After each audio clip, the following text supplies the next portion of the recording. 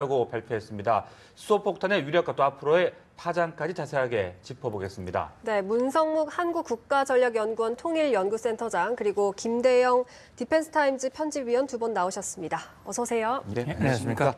네, 북한이 일요일 또 이렇게 갑작스러운 도발을 감행을 했습니다. 이 ICBM 탄두로 장착할 수소탄의 실험에 성공했다는 것인데 먼저 이 ICBM에 장착할 수소탄 이 부분부터 좀 설명을 해주시죠. 네, 우선 ICBM 그러면 북한이 미국 본토를 타격할 수 있는 대륙간 탄도미사일이거든요. 근데 이제 결국은 핵무기라고 하는 것은 핵탄두와 그걸 날려보낼 수 있는 미사일 두 가지로 구성이 된다고 봐야죠. 아무리 핵탄두의 위력이 강해도 그걸 자기가 원하는 목표에 날려보낼 수 있는 운반수단, 미사일이 완성이 돼야 되거든요. 네네. 그러니까 김정은이 금년 1월에 미국 본토를 타격할 수 있는 ICBM, 대륙간 탄도미사일 발사 준비가 다 끝났다라고 공언을 했고 그걸 실제 행동으로 옮긴 게 7월 달에 두 번이었습니다. 네. 이제 남은 것은 미국 본토까지 날아갈 수 있는 ICBM을 개발했으니 네. 거기에 장착할 수 있는 탄두. 그런데 그냥 탄두가 아니고 과거의 핵탄두가 아니라 수소폭탄 탄두를 오늘 실험을 해서 네. 성공을 했다고 얘기한 거거든요. 수소탄은 뭐 우리 시청자 여러분께서도 잘 아시겠습니다만 기존의 핵폭탄은 플루토늄이라든지 농축 우라늄이라든지 그런 핵 물질이 분열하는 과정에서 생겨나는 에너지, 방사능 이런 것들을 가지고 이 타격을 입히는 그런 무기라면 이 수소탄은 수소의 동위 원소, 뭐 삼중수소, 중수소 이런 것들이 결합하면서 생기는 그런 놀라운 열 에너지라든지 네. 이런 것들로 이 폭탄을 만든 거거든요. 그러니까 기존의 이 핵 분열탄을 기폭제로 사용을 해요. 이걸 터트려서 거기서 나오는 고열을 가지고 이 중수소의 결합을 통해서 융합탄이라고 얘기를 하는데 네. 그러니까 기존의 핵 분열탄에 비해서 그 위력이 뭐 이 100배, 수백 배까지도 날 수 있는 그러니까 이번에 북한의 ICBM에 장착할 수소 탄의 실험 성공이라고 하는 것은 기존의 5번 핵실험과는 전혀 다른 네. 그런 이 높은 차원의 도발이라고 볼 수 있죠. 네네. 네. 북한이 지난해 1월 6일에 단행한 4차 핵실험 이후에 1년 8개월 만에 이 ICBM용 수소탄 핵실험에 성공했다. 이런 주장인데요. 북한 핵 능력이 과거에 비해서 얼마나 세진 걸까요? 사실 이제 뭐 원자탄이라든지 아니면 증폭 핵분열탄, 그다음에 수소폭탄 같은 경우에는 이미 이제 1950년대, 60년대에 사실상 완성이 된 무기입니다. 네. 그리고 이제 북한 같은 경우에는 그동안 김일성 시대부터 끊임없이 핵 개발을 지속을 해왔고, 특히 이제 김정은 시대 들어서 어떻게 보면 그 핵 개발의 성과를 하나 두 개씩 얻어가고 있거든요. 특히 오늘 이제 공개된 이제 우리나라에서 공개된 지진 8호만 봤을 때 5.7이면은 네. 사실상 뭐 50킬로톤에서 70킬로톤 정도 되기 때문에 네. 나가사키에 떨어졌던 그 원자탄이 한 15킬로톤 정도로 추정이 되고 있습니다. 히로시마, 나가사키. 그것에 뭐 서너 배에 해당되는 위력을 지금 발휘하고 있기 때문에 사실 뭐 이게 수소폭탄인지 뭐 증폭핵 분열탄인지는 조금 더 이제 우리 정부의 조사 결과가 나와봐야겠지만은 네. 분명히 중요한 것은 네. 북한의 핵 기술이 엄청난 진전을 오늘 했다라는 것이 가장 중요하고요. 또 그에 따라서 향후 파장도 만만치 않을 걸로 이렇게 생각됩니다. 네, 네. 그렇습니다. 이 북한이 미사일도 지금 이번 정부 들어 여러 차례 발사를 했고요. 그렇죠. 또 이렇게 오늘 핵실험까지 감행을 한 그 배경 어떻게 좀 봐야 되겠습니까? 예, 이제 앞서 우리 김 의원께서 설명을 잘 해주셨습니다만 일단 북한의 핵탄두라고 하는 것이 이 능력을 늘리는 위력을 이제 강하게 만드는 것과 함께 그것을 작고 가볍게 네. 만드는 일이 중요하죠. 그래야 장거리를 보내는 그런 미사일에 장착해서 날려보낼 수 있거든요. 그리고 그걸 표준화 규격화해야 자기들이 가지고 있는 단거리부터 장거리 미사일까지 다 장착할 수 있는 그런 수준이 될 수 있기 때문에 북한이 작년에 5차 핵실험을 하고 난 다음에 그런 발표를 했습니다. 네. 그 이제 오늘 진전된 모습을 보이고 있거든요. 그러면 김정은이 왜 이렇게 집착을 하고 있느냐 하는 것이지요. 네.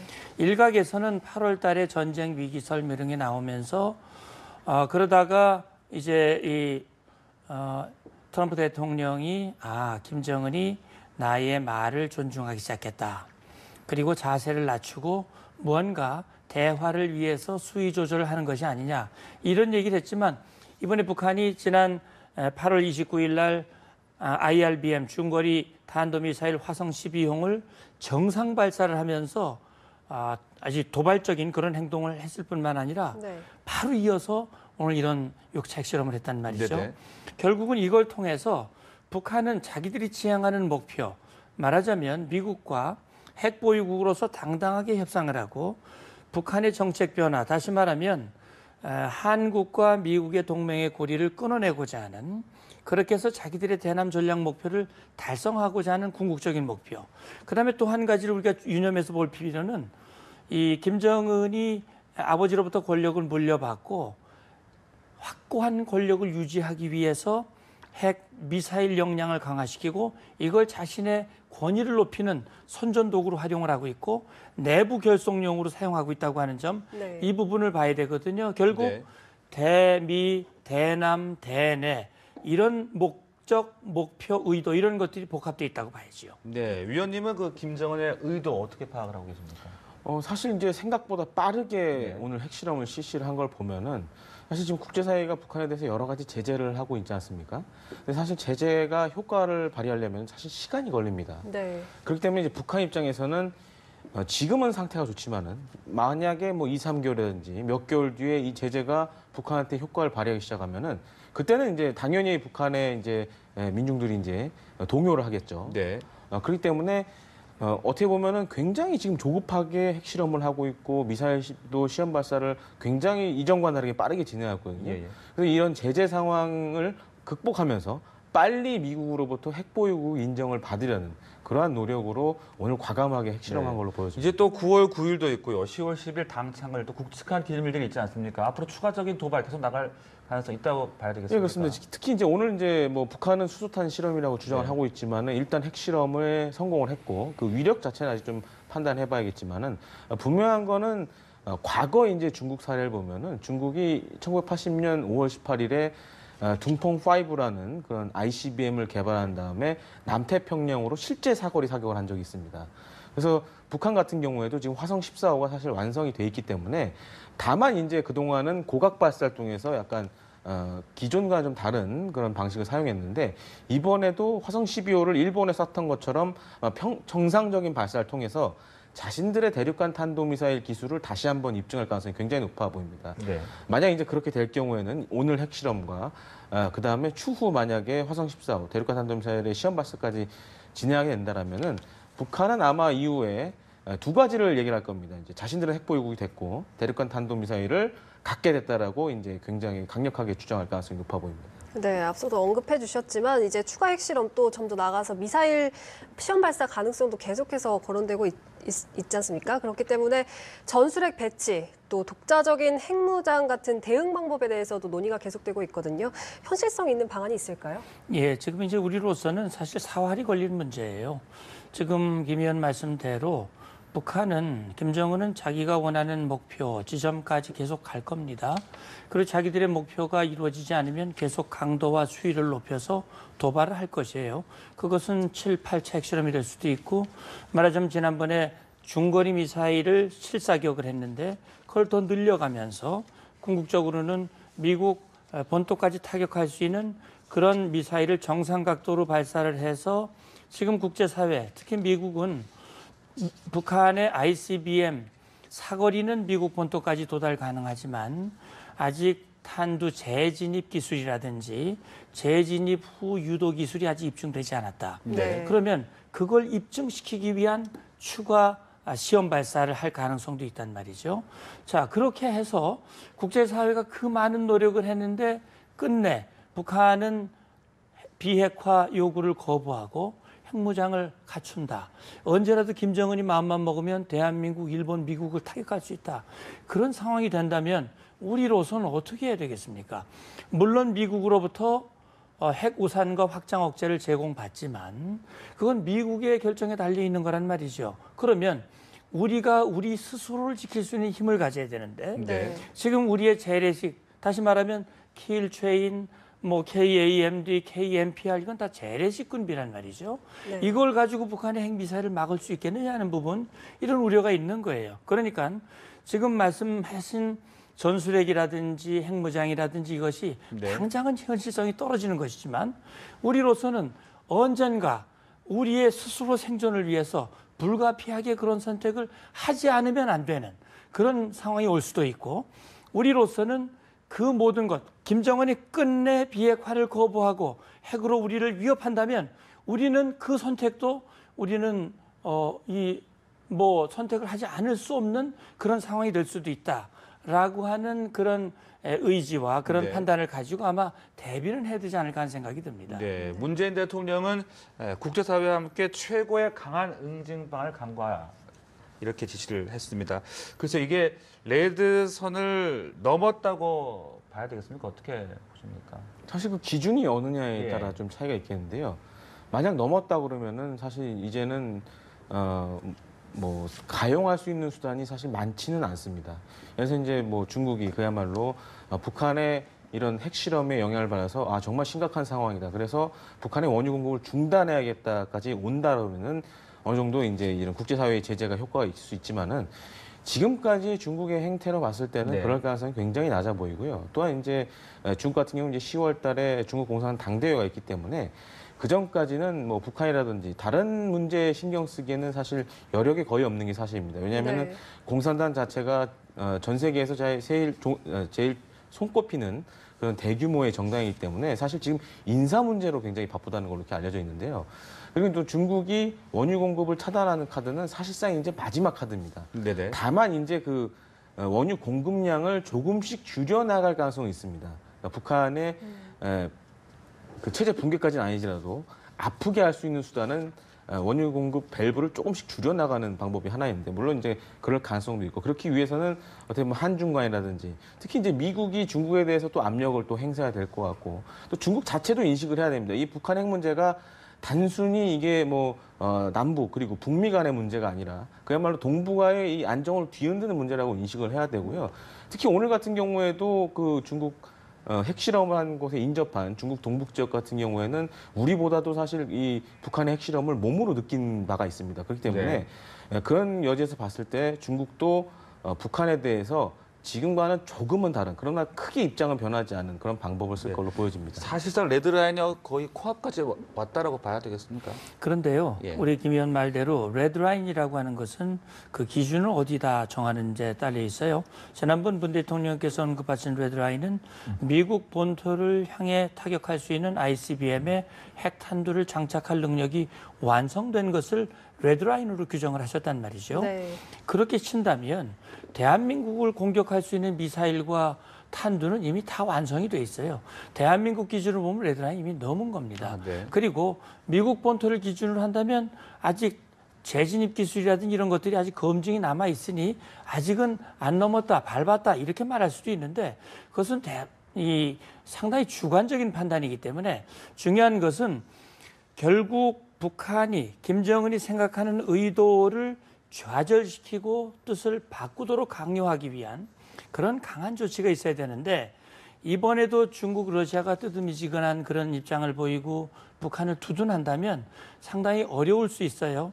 그렇다면 미국이 어떤 결심을 하느냐 하는 것이 문제지요. 네. 지금 이제 3자 제재 법안이 이미 통과가 됐고 제도적 장치는 다 마련이 되어 있습니다. 그렇다면 이제 유엔 안보리 다시 열리겠지요. 2371호 8월 5일 날 나왔지만 추가 제재 결의안이 나올 겁니다. 그 결의안에 어떤 내용이 담길 것이고 그다음에 그런 것들이 미흡하다면 그걸 양자 제재로 다시 메우기 위한 그런 조치들을 미국이 취할 가능성이 있습니다. 이런 조치에 우리가 어떻게 자세를 취하느냐 하는 것 이것이 매우 중요하고요. 결국 북한은 한국과 미국, 미국과 중국, 국제사회의 공조를 이관시켜서 그 틈새를 이용을 해서 결국 자기의 어떤 운신의 폭을 늘리고 목표를 달성해 나가려고 하는 것이기 때문에 그런 것들을 좌절시키기 위한 철저한 공조가 그 어느 때보다 중요하지요. 네. 네. 그리고 문 대통령이 오는 6일부터 이틀 동안 지금 러시아를 방문해서 푸틴 대통령과 한러 정상회담을 갖고 또 아베 총리와도 정상회담을 할 예정인데 아무래도 이 자리에서 북한의 핵실험이 가장 큰 변수가 되지 않을까요? 어떻게 네, 생각하십니까? 그렇습니다. 사실 뭐 앞서도 말씀드렸지만은 이 북한의 핵실험 자체가 사실 동북아의 안정을 해치는 지금 상황이 되고 있기 때문에 아마 거기에 대해서 이 정상들이 많은 공감은 할 겁니다. 다만 특히 이제 중국과 러시아 같은 경우에는 그 제재안 중에서도 좀 센 제재는 사실 북한을 붕괴시킬 수 있다는 이유만으로 그동안 상당히 좀 미적지근한 대응을 해왔거든요. 네. 그래서 과연 이번에도 그럼 중국과 러시아가 이전과 같은 태도를 취할 것이냐, 아니면은 좀 더 강력한 그런 제재안에 동참을 해서 북한을 정말 아프게 할 것이냐 좀 더 지켜봐야 될 것 같고요. 특히 이제 아베 총리와 만나는 것도 굉장히 중요하다고 보여집니다. 왜냐하면은 얼마 전 화성 12호 발사로 화성 12호가 일본 열도를 지나가지 않았습니다. 네. 그만큼 일본도 북한의 핵과 미사일 위협에 있어서 이제는 남이 아니라 당사자가 된 상황이거든요. 그렇기 네. 때문에 이러한 또 일본과의 공조도 중요하고 또한 미국과의 공조도 굉장히 중요한 상황입니다. 따라서 우리로서는 정말 외교 하나하나에 온 신경을 기울여야 할 때라고 보여집니다. 네, 그렇습니다. 트럼프 대통령은 또 최근 북한과의 대화는 더 이상 답이 아니다 이런 말까지 했는데요. 어떻습니까? 더 강력한 경제 제재라든지 군사적 옵션까지 검토할 가능성도 있다라고 보십니까? 네, 물론이죠. 그러니까 지금 대화가 답이 아니라고 얘기한 것은 네. 시점을 얘기를 한 것 같아요. 지금은 대화가 답이 아니다. 말하자면 궁극적으로는 대화를 통해서 외교적인 방법으로 또는 평화적으로 문제를 해결해야 된다 하는 것이 지금 미국을 비롯한 국제사회의 일치된 견해인 건 분명합니다. 네. 그러나 지금 북한이 말하는 대화와 미국이 말하는 대화가 같은 대화라는 용어를 쓰고 있지만 조건이 서로 다르거든요. 네. 그렇기 때문에 미국이 생각하는 대화의 조건, 다시 말하면 김정은이 핵을 내려놓고 비핵화를 전제로 한 그런 대화의 자리가 마련되지는 않았다.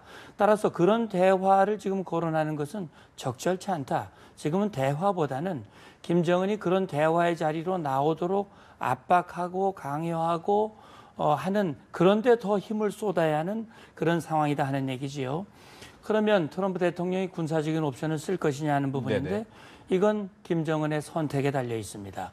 김정은이 끝내 국제사회의 요구를 거부하고 비핵화도 거부하고 그렇게 하고 이제는 정말 앞서 말씀드렸듯이 ICBM 기술을 완성해서 그 역량을 검증하고 그래서 김정은이 언제라도 마음만 먹으면 워싱턴을 타격할 수 있는 의지와 능력이 입증되고 그것이 가시화됐다고 판단이 된다면 네.